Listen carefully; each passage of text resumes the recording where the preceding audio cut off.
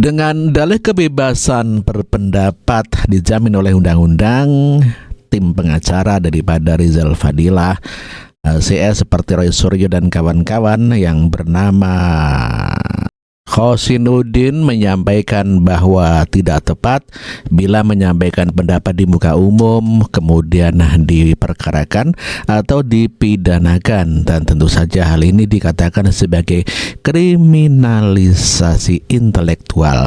Dan inilah pernyataan Khosinuddin. Jangan klien kami dipersoalkan tapi ditahan, karena klien kami yang punya keahlian di bidang forensik digital, tidak boleh ditahan. Fair, ayo kita adu. Kalau Pak Jokowi merasa dicemarkan, nggak apa-apa, silakan lapor, karena itu hak. Baik fitnah atau tidak, namanya dicemarkan, dia punya hak. Baik sebenarnya ijazahnya bodong pun dia merasa tercemar, nggak ada masalah. Dia lapor, nanti akan kita buktikan di pengadilan apakah ijazah itu benar-benar bodong atau sejatinya sudah sejak dulu bodong. Kan paling itu pilihannya, benar-benar palsu atau sebenarnya baru diketahui palsu begitu. Benar tidak? Nah, jadi ini gak ada masalah buat kami.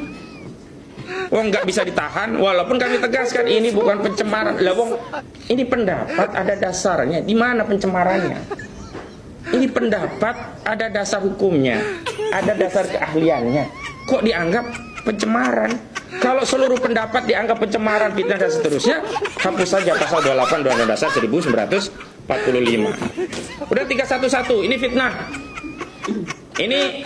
Assalamualaikum warahmatullahi wabarakatuh. Waalaikumsalam warahmatullahi wabarakatuh. Kami tim advokasi anti kriminalisasi akademisi dan aktivis pagi ini baru saja menyerahkan surat tanggapan atas permintaan klarifikasi Polda Metro Jaya yang baru saja kami sampaikan, yaitu atas klien kami, yaitu saudara Rizal Fadilah Sarjana Hukum, yang diminta datang untuk hadir untuk diminta klarifikasi.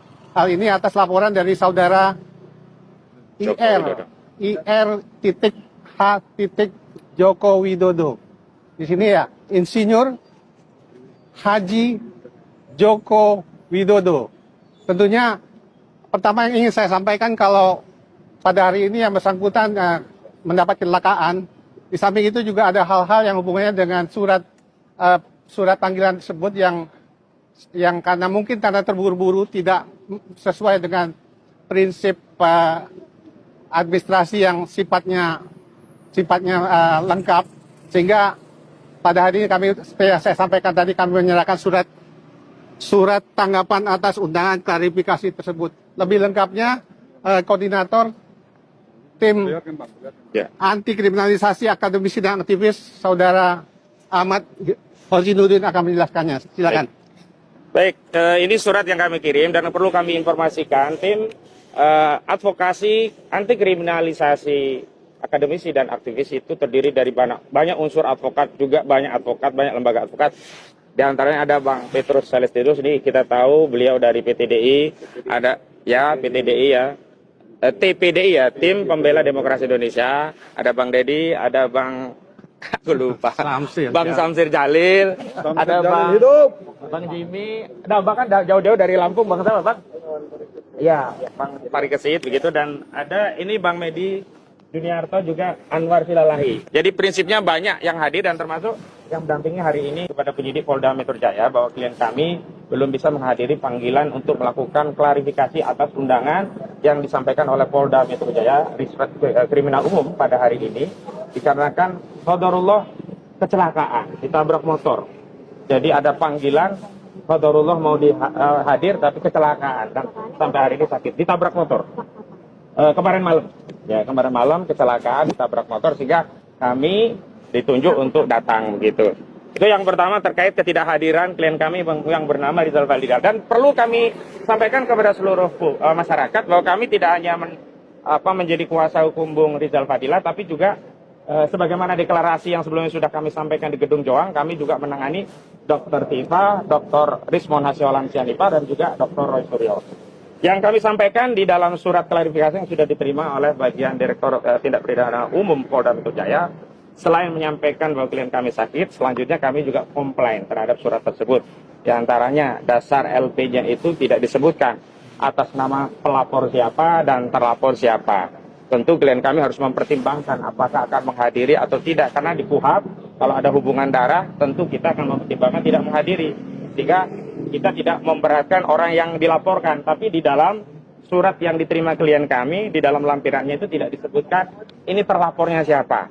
Walau kami tahu melalui media, ya, kuasa hukum Saudara Joko Widodo, dan memang laporannya atas nama Saudara Joko Widodo, itu menyebut sejumlah inisial.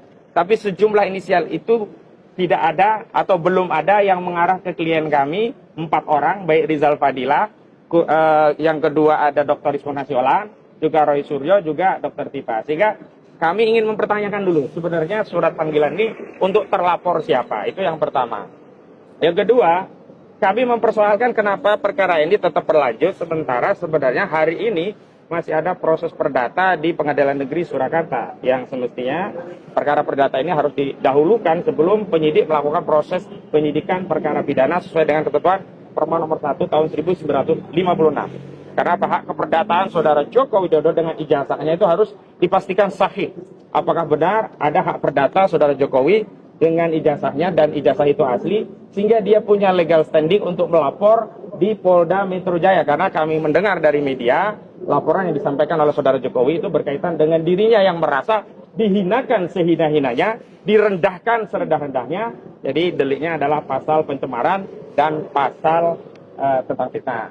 Yang ketiga, kami juga komplain kalau kita bicara pasal pencemaran dan fitnah terkait dihinakan sehina-hinanya, direndahkan serendah-rendahnya, itu kan hanya berkaitan dengan pasal 310 KUHP dan 311 KUHP. Tapi ajaib sekali, melalui panggilan surat yang sampai kepada klien kami itu, pasalnya bisa ada selundupan bahasa kami. Jadi pasal 35 dan 32 Undang-Undang ITE yang baru, yakni Undang-Undang nomor 1 tahun 2024 yang merupakan perubahan kedua atas Undang-Undang nomor 19 tahun 2016 yang merupakan perubahan Undang-Undang nomor 11 tahun 2008 tentang informasi dan transaksi elektronik. Kami khawatir pasal selundupan ini adalah sarana saja untuk bisa menahan klien kami yang 4 orang ini, ya, dengan dalih ya telah memenuhi bukti dan memenuhi syarat objektif karena ancaman pidananya lebih dari 5 tahun. Karena apa? Pasal 35 itu ancamannya 12 tahun Undang ITE dan pasal 32 itu ancamannya 8 tahun.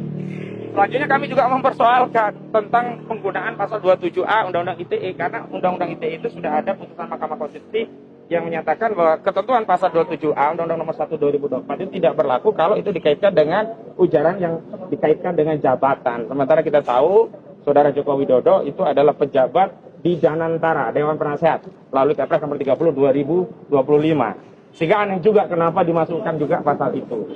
Dan kami juga mempersoalkan di sini terkait prosedur, ya. Karena dasarnya kan KUHP yang jadi dasar undangan klarifikasi. Tapi di dalam undangan klarifikasi isinya pemeriksaan diambil keterangan sebagai saksi. Ini nggak konsisten. Lagi pula setelah kami buka dari 1 lembar sampai lembaran akhir di KUHP itu nggak ada mekanisme undangan klarifikasi dalam proses penyelidikan perkara pidana. Yang ada adalah apa? Yang ada adalah panggilan baik untuk jadi saksi atau jadi tersangka atau jadi ahli dan seterusnya. Jadi undangan klarifikasi ini menurut kami tidak dikenal dalam KUHP, sementara dasar pemanggilan Polda itu katanya KUHP. Kemudian yang kedua juga dasarnya ada Undang-Undang Kepolisian nomor 2 tahun 2022 tentang Kepolisian Republik Indonesia.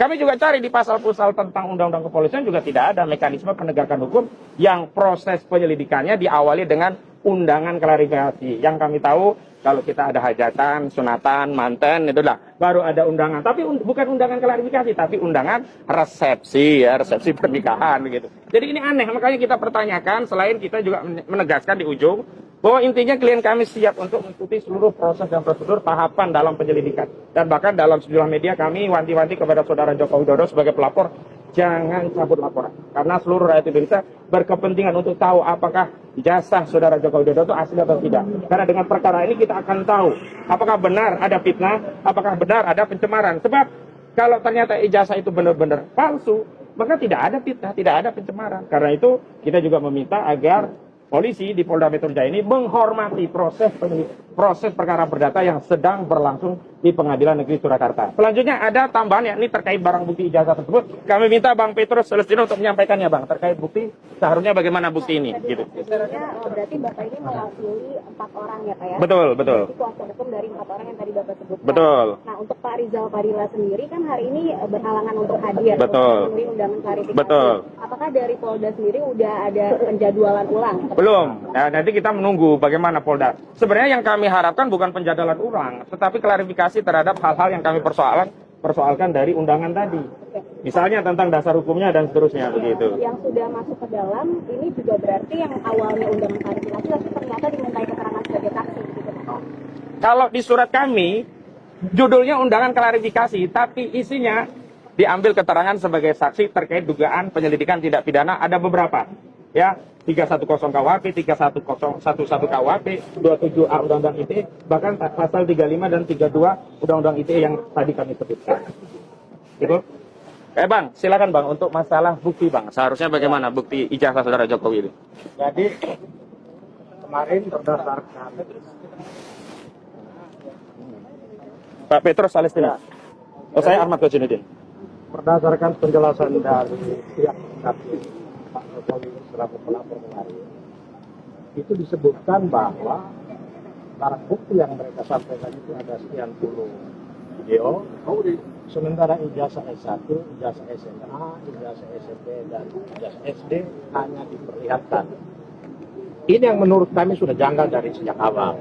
Seharusnya selain video, puluhan video itu diserahkan, penyelidik harusnya meminta terutama ijazah S1 itu diserahkan atau diambil sebagai barang bukti. Karena apa? Karena pokok perkara yang sebetulnya itu ada pada klaim tentang ijazah S1 itu palsu atau asli. Karena itu ijazah itu yang paling menentukan. Tetapi kenapa polisi tidak melakukan penyitaan? Padahal itu barang bukti sudah dibawa. Pak Jokowi seharusnya juga punya kewajiban untuk menyerahkan sebagai dasar untuk menguji apakah klaim atau tuntutan masyarakat selama ini ijazah ini palsu, terbukti atau tidak. Karena ijazah itulah paling menentukan. Kita juga tidak mau jangan sampai banyak orang dihukum tanpa pernah bukti ijazah asli ini diperlihatkan. Tempatnya itu adalah kepolisian, kejaksaan, dan pengadilan. Sehingga kemarin kita minta ijazah itu harus segera disita, baik dalam perkara di sini laporan suatu kepada nama baik, atau di Barreskrim di mana masyarakat sudah melapor tentang dugaan ijazah itu palsu. Sepanjang ijazah ini tidak pernah diperlihatkan dan diserahkan sebagai barang bukti untuk diuji keasliannya, maka selama ini terjadi proses peradilan sesat. Karena itu kita minta momentum penyelidikan kasus dugaan ijazah palsu Jokowi harus menjadi momentum Polri berbenah diri. Karena selama ini setiap kasus yang menyangkut nama orang besar, Polri tidak netral. Polri berpihak kepada kepentingan jabatan penguasa, pengusaha besar yang punya masalah tidak Indonesia. Jadi sekali lagi, kasus ijazah palsu ini harus menjadi momentum Polri berbenah diri sekaligus bersikap adil. Jangan yang di Mabespo di laporannya sudah 6 bulan lalu tidak jalan, ini baru seminggu sudah klarifikasi yang harus diundangkan klarifikasi. Rizal Fadilah, salah satu terlapor tudingan ijazah palsu yang dilaporkan Jokowi ke Polda Metro Jaya, tiba-tiba ditabrak orang saat pulang ke rumahnya di Bandung 7 Mei 2025 malam. Jika tidak kecelakaan, ia harusnya memenuhi panggilan Polda Metro Jaya 8 Mei 2025 terkait dugaan ijazah palsu itu. Saya tertabrak motor, jadi tidak dapat ke Polda. Mungkin kuasa hukum datang, ujar Rizal. Bukti kecelakaan pun dilampirkan berupa foto surat dokter serta foto kakinya yang sedang luka dan diperban. Waduh, kira-kira apakah ada sesuatu di balik kejadian itu? Dan kami belum bisa menghadiri panggilan untuk melakukan klarifikasi atas undangan yang disampaikan oleh Polda Metro Jaya Risret Kriminal Umum pada hari ini. Qadarullah kecelakaan, ditabrak motor, ditabrak motor kemarin malam.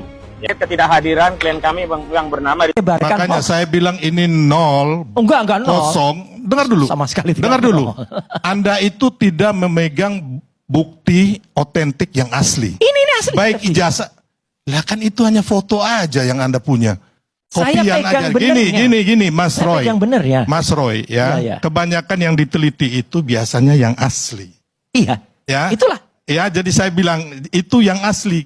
Ini yang Anda punya ini adalah fotokopi. Loh kok bisa fotokopi?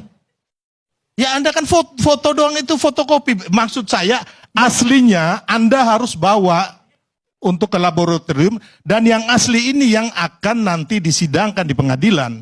Gitu. Yang motret ini saya. Iya, makanya saya bilang tadi, Ya. ini kan harus diteliti, yang asli itu dibawa. Oke. Kita tunggu nanti kalau ada pakar lain misalnya, makanya kita challenge. Oh, jangan pakar, Bos. Langsung laboratorium.